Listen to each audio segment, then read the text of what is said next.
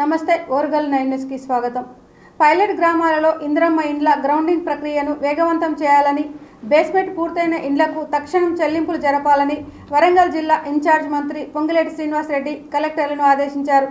శుక్రవారం సచివాలయంలో Warangal smart city పనులు, వరంగల్ సూపర్ స్పెషాలిటీ హాస్పిటల్, త్రాగునీరు, ఇంద్రమ్మ ఇండ్లు తదితర అంశాలపై పంచాయతీరాజ్ శాఖ మంత్రి శ్రీమతి ధనసరి అనసూయ సీతక్క, అటవీ దేవాదాయ శాఖ మంత్రి శ్రీ కొండా సురేఖ, ముఖ్యమంత్రి సలహాదారులు వేం నరేందర్ రెడ్డితో కలిసి ఉమ్మడి వరంగల్ జిల్లా సమీక్ష నిర్వహించారు.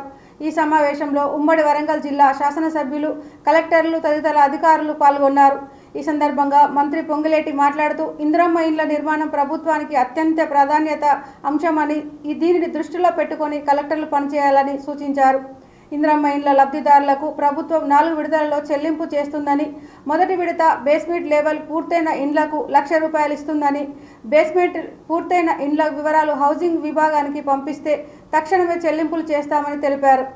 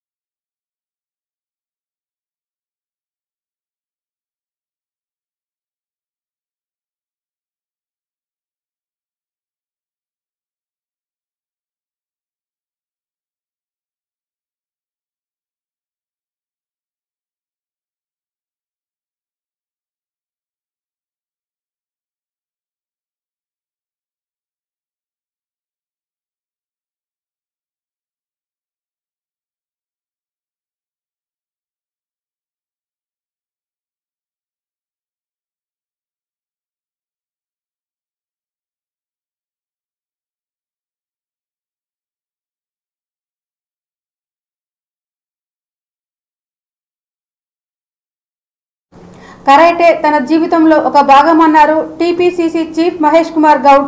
గచ్చిబౌలి ఇండోర్ స్టేడియంలో జరుగుతున్న 4వ కియో నేషనల్ కరాటే ఛాంపియన్షిప్ పోటీలకు మహేష్ కుమార్ గౌడ్, స్పీకర్ ప్రసాద్, మంత్రి పొన్నం, ముఖ్యమంత్రి హాజరయ్యారు. ఈ సందర్భంగా మాట్లాడిన మహేష్ కుమార్ గౌడ్, సీఎం రేవంత్ రెడ్డి స్పోర్ట్స్ పై ఆసక్తి చూపుతున్నారని చెప్పారు. మార్చి 26 నుంచి 4వ కియో నేషనల్ కరాటే ఛాంపియన్షిప్ నిర్వహిస్తున్నామని తెలిపారు. అన్ని రాష్ట్రాల నుండి క్రీడాకారులు పాల్గొంటున్నారని తెలిపారు. ఏ స్పోర్ట్స్ అయినా నిర్వహించడానికి ప్రభుత్వం సిద్ధంగా ఉందన్నారు. దేశంలో చాలా మంది కరాటే క్రీడాకారులు ఉన్నారని చెప్పారు మహేష్ కుమార్ గౌడ్. 2030 ఒలింపిక్స్ కోసం క్రీడాకారులు ఎదగాలన్నారు. దానికోసం తెలంగాణ క్రీడాకారులు సిద్ధం కావాలని సూచించారు. రానున్న రోజుల్లో హైదరాబాద్ నగరంలో ఏషియన్ కరాటే పోటీలకు నిర్వహిస్తున్నామని, ఈ సందర్భంలో స్పోర్ట్స్ రంగానికి 465 కోట్లు కేటాయించడం సంతోషమన్నారు మహేష్ కుమార్ గౌడ్. కొన్ని గొప్ప స్కూల్స్లో ప్లే గ్రౌండ్స్ లేకుండా ఉన్నాయని చెప్పారు Mahesh Kumar Goud.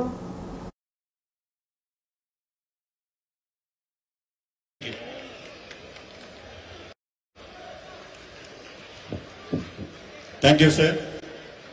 To host in Hyderabad, there was a tough competition from Madhya Pradesh and other states. Thanks to Bharat Sharma ji, we have allotted this tournament to have in Hyderabad. And dear friends, after the formation of new government, under the leadership of our Chief Minister, young and dynamic Chief Minister Ravindra Reddy, Telangana is emerging speedily in sports activity. compared to other states. Revanth Reddy's dream is to make Telangana. దాని సహకరించినటువంటి ముఖ్యమంత్రి గారికి, cabinet మంత్రులకి, పెద్దలు, speaker గారికి, sports authority కూడా ధన్యవాదములు. ముఖ్యమంత్రి గారి యొక్క కళ మనం 2036 ఒలింపిక్స్ నాటికి ఈ అసెంబ్లీ నడుపులో దిట్ట వారు కూడా స్పోర్ట్స్ అంటే చాలా మక్కువ. కరాటే టోర్నమెంట్ ఇక్కడ జరుగుతుందన్నప్పుడు నిధులు తీసుకొచ్చినంటే చప్పట్లతో ఒకసారి శ్రీశ్వరరెడ్డి గారికి ధన్యవాదాలు తెలపాల్సిన అవసరం ఉన్నది. మిత్రులారా లేకుండా నడుస్తా ఉంది. कबड्डी पोटीलों को तेलंगाना प्रदेश सरकार से पूरा स्पोर्ट्स इवेंट के लिए धन्यवाद करते हुए नमस्कार, सबको धन्यवाद. अच्छा प्लेयर लेडीज में या मेन में या लड़कियों में बने. आपने जितना रिजल्ट दिया कराटे के साथी Mahesh Goud ji, Shiv Sena Reddy ji, Soni madam ji, Nikhat Zareen of support to have this tournament. Thank you very much. చప్పట్లు.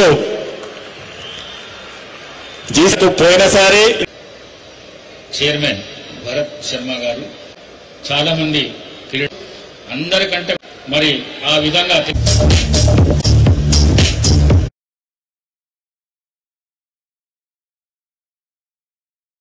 ఇప్పుడు ప్రపంచమంతా భారత్ వైపు చూస్తుందని ఏపీ సీఎం చంద్రబాబు నాయుడు అన్నారు. భవిష్యత్ అంతా భారతీయులదేనని చెప్పారు. మద్రాస్ ఐఐటిలో నిర్వహించిన all India research scholars summit 2025 కార్యక్రమానికి ఆయన ముఖ్య అతిథిగా హాజరై మాట్లాడారు. మద్రాస్ ఐఐటి ఎన్నో విషయాల్లో నెంబర్ 1గా ఉంది. ఆన్లైన్ కోర్సులు కూడా అందిస్తుంది. ఐఐటి మద్రాస్ స్టార్టప్ అగ్నికుల్ మంచి విజయాలు అందుకుంది. ఇక్కడ స్టార్టప్లు 80% నుంచి విజయవంతం అవుతున్నాయి. ఈ ఐఐటిలో సుమారు 35 నుంచి 40% మంది తెలుగు విద్యార్థులే ఉన్నారు. ఐఐటిలో స్థాపన దేశ విద్యారంగంలో గొప్ప ముందడుగు. ఆర్థిక సంస్కరణలు దేశ ముఖ చిత్రాన్ని సమూలంగా మార్చేశాయి.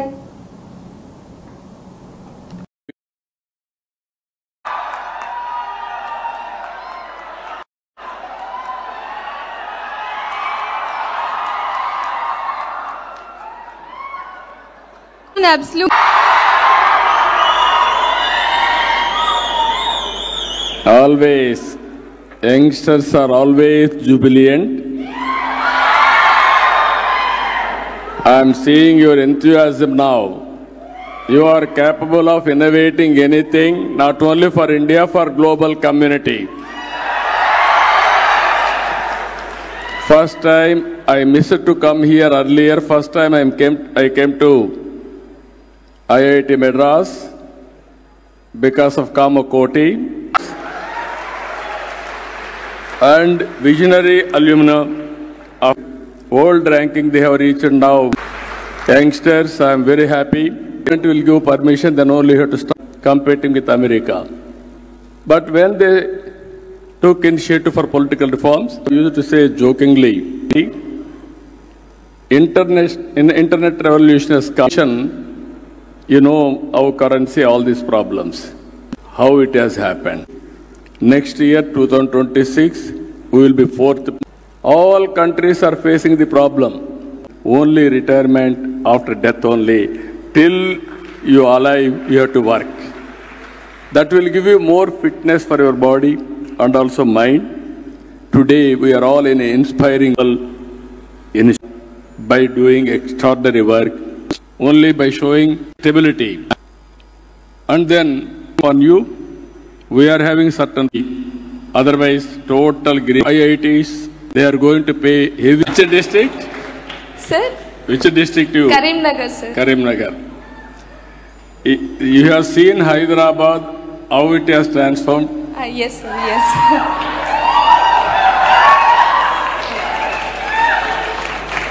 This is where I am saying, you must have ideas.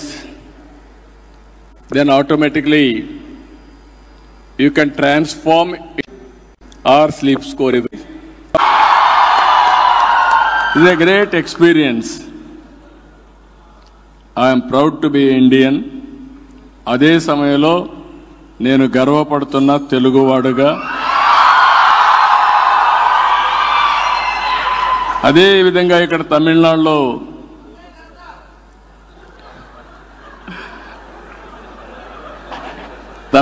కూడా ఈరోజు మనం చూస్తే అక్కడ ఉండే వాళ్ళ ఆదాయం please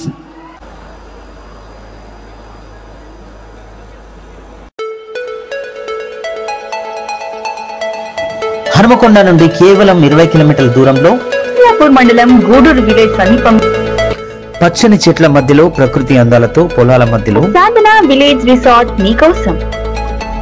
Sadhana village resorts, games room, play ground, swimming pool, sound system, food supply, మీకు కావలసిన వస్తువులు 4 ఏసీ కాటేజ్లతో ఆహ్లాదకరమైన ప్రదేశంలో తీర్చిదిద్దాం. Sadhana lodge, AC, non AC room, Alankar centre, Hanamkonda సౌకర్యం కలదు. అతి తక్కువ ధరలతో మీ సాధన విలేజ్ రిసార్ట్స్ మీకు అందుబాటులో. వెంటనే బుక్ చేసుకొని 9949122072 949485960915412612 వాట్సాప్ ద్వారా అతి తక్కువ ధరలతో మీ సాధన విలేజ్ రిసార్ట్స్ మీకు అందుబాటులో. తాను మలయాళం నేర్చుకుంటున్నానని కాంగ్రెస్ ఎంపీ ప్రియాంక గాంధీ పేర్కొన్నారు. వయనాడ్ ఎన్నికల ప్రచార సమయంలో మాజీ సీఎం ఏకే ఆంటోనీ తనకు ఒక సూచన చేశారని అన్నారు. వయనాడ్ ప్రజలకు దగ్గరవ్వాలన్నా, వారి కష్టాలు తెలుసుకోవాలన్నా అక్కడ ప్రజల మాతృభాష నేర్చుకోవాలని ఆయన చెప్పారన్నారు. నాటి నుంచి ఓ టీచర్ను పెట్టుకొని మరీ తాను మలయాళం నేర్చుకుంటున్నానని, ప్రస్తుతం కొంతవరకు మాట్లాడగలుగుతున్నానని తెలిపారు Priyanka Gandhi. Most importantly, Srimati Mary Sebastian ji, I welcome all of you to this function, and also all the other dignitaries who are present on stage from different parties and from the Panchayat. ഈ വേദിയിൽ ഉപവിഷ്ടരായ ജവാന്റെ and bravery in the face of death. He will always be a proud son of Edavakka. ഞാൻ അദ്ദേഹത്തിന്റെ രക്തസാക്ഷിത്വത്തിന് മുമ്പിൽ അദ്ദേഹത്തെ അഭിവാദ്യം. His story is very touching. He joined the army at just 20 years of age, and his dream was to ആഗ്രഹത്തിലാണ് അദ്ദേഹം സൈന്യത്തിൽ ചേർന്നത്. Rajouri district of Kashmir. 2003 Rajouri 2004. 2004 ദേശം അദ്ദേഹത്തിന്റെ സേവനം. Since that day, and yet I noticed when I came here to inaugurate this memorial to him that his mother still has tears in her eyes. 22 വർഷം കഴിഞ്ഞിരിക്കുന്നു. എത്തിയപ്പോൾ ഞാൻ നഷ്ടപ്പെട്ടത് നമുക്ക് ഒരിക്കലും തിരിച്ചു നൽകാൻ കഴിയുന്നതല്ല. അമ്മയെന്ന നിലയിൽ, ഒരു രക്തസാക്ഷിയുടെ മകൾ എന്ന നിലയിൽ ഞാൻ പരിപൂർണമായി അവരെന്താണ് അനുഭവിക്കുന്നത് എന്ന് ഞാൻ മനസ്സിലാക്കുന്നു. Your son കടപ്പെട്ടിരിക്കുന്നു. And time of service, like some of you sitting here, we owe you all a great debt. നമ്മൾ ഈ കാലം മുഴുവൻ നമ്മുടെ ഈ അതിർത്തികളിലും അതുപോലെ തന്നെ സേനയിലും പ്രവർത്തിക്കുകയും അതിന്റെ കൊണ്ട് ജീവിച്ചിരിക്കുന്ന സ്വാതന്ത്ര്യം പലപ്പോഴും നമ്മൾ ദുരുമാരകം വേണമെന്നുള്ള അദമ്യമായ ആഗ്രഹം പറഞ്ഞു പോകും. പിന്തുണ come at a cost, that people have sacrificed to give us these freedoms, that people have sacrificed to build our democracy, and people have sacrificed for everything that we see in our service of our nation. When Mahatma Gandhi ji used to talk about കരുത്തുള്ള വളരെ ഡൈനാമിന്റെയും സ്വരങ്ങൾ ഏറ്റെടുത്തത്. അതുകൊണ്ട് നമ്മുടെ രക്തഭൂമി വിട്ട് through this work, and you never forget those who have laid their lives down to give you your freedom, to give us our freedom. కేంద్ర విదేశాంగ మంత్రి జైశంకర్ పాకిస్తాన్పై తీవ్ర స్థాయిలో మండిపడ్డారు. పాక్లో మైనార్టీపై విస్తృతంగా దాడులు జరుగుతున్నాయని ఆయన పేర్కొన్నారు. భారత్ వాటిని నిశితంగా పరిశీలిస్తుందని, దానిపై అంతర్జాతీయ సమాజం దృష్టికి తీసుకెళ్తామని వెల్లడించారు. పార్లమెంటు సమావేశాల్లో భాగంగా ప్రసంగిస్తూ జైశంకర్ ఈ వ్యాఖ్యలు చేశారు. పాకిస్తాన్లో హిందువులతో సహా ఇతర మైనార్టీలపై జరిగిన తాజా దురాఘాతాలను గురించి పేర్కొంటూ 2025 ఫిబ్రవరిలో హిందువులపై 10, సిక్కులపై 3 కేసులు నమోదయ్యాయన్నారు. ఇతర మైనార్టీలపైన కేసులు ఉన్నట్లు తెలియజేశారు. అక్కడి హిందువులను బలవంతంగా మతం మార్పించడానికి కూడా ప్రయత్నిస్తున్నారని వెల్లడించారు. Pakistan, and secondly, what are we doing about it internationally? So the first part of it is, yes sir, we follow very closely, we track very closely the treatment of minorities in Pakistan.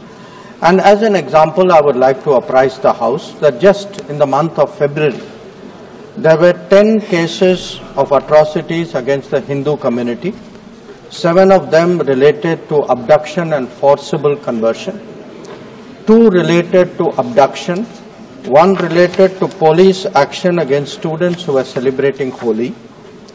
There were 3 incidents relating to the Sikh community in Pakistan. In one case, a Sikh family was attacked.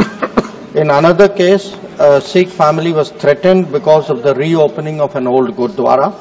There was also an abduction and conversion issue with one girl from that community. There were 2 cases pertaining to the Ahmadiyya community. In one case, a mosque was sealed, and in another case, 40 graves were desecrated. And there was one case pertaining to the Christian community, where a Christian person who reportedly was mentally unstable was charged with blasphemy.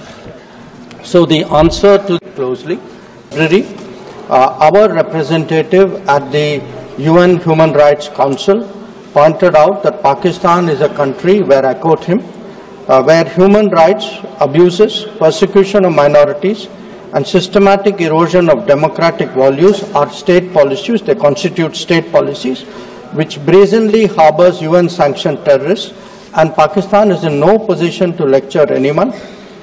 Instead, Pakistan should focus on providing actual governance and justice to its own people. Our ambassador in the UN General Assembly also just 2 weeks ago underlined the fanatical mindset of Pakistan, which he said was very well known, and its record of bigotry. So we are taking it up at the international level. మయన్మార్తో పాటు థాయిలాండ్లో 12 నిమిషాల వ్యవధిలో 2 సార్లు భూ ప్రకంపనలు సంభవించడం తీవ్ర విషాదం నింపింది. ఈ భూ ప్రకంపనల దాటికి అనేక భవంతులు ఊగిపోయాయి, పలు భవనాలు నేలమట్టమయ్యాయి. థాయిలాండ్ రాజధాని బ్యాంకాక్లో కూడా నిర్మాణంలో ఉన్న ఎత్తైన భవనాలు పేకమెడల్లా కూలిపోయాయి. ఈ ఘటనలో 3 మృతి చెందారు, 90 మంది గల్లంతైనట్లు ఆ దేశ రక్షణ మంత్రి వెల్లడించారు. సహాయ చర్యలు చేపట్టిన సిబ్బంది 7గురిని రక్షించినట్లు తెలిపారు. ఈ ఘటనకు సంబంధించిన పూర్తి వివరాలు తెలియాల్సి ఉందన్నారు. 7.7 తీవ్రతతో భూకంపం సంభవించడంతో పలు చోట్ల భవంతులు కుప్పకూలిన దృశ్యాలు సామాజిక మాధ్యమాల్లో వైరల్గా మారాయి.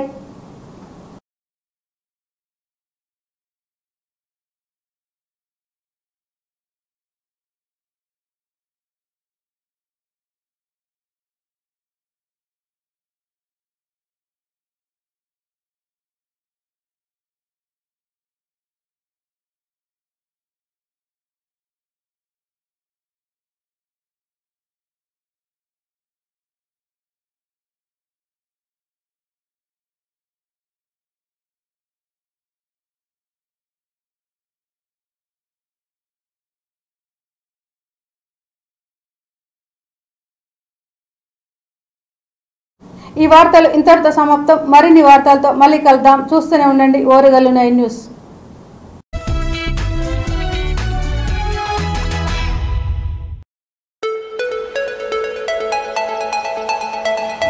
హనుమకొండ నుండి కేవలం 20 కిలోమీటర్ల దూరంలో మండలం గూడూరు విలేజ్ సమీపం పచ్చని చెట్ల మధ్యలో ప్రకృతి అందాలతో పొలాల మధ్యలో సాధన విలేజ్ రిసార్ట్ మీకోసం.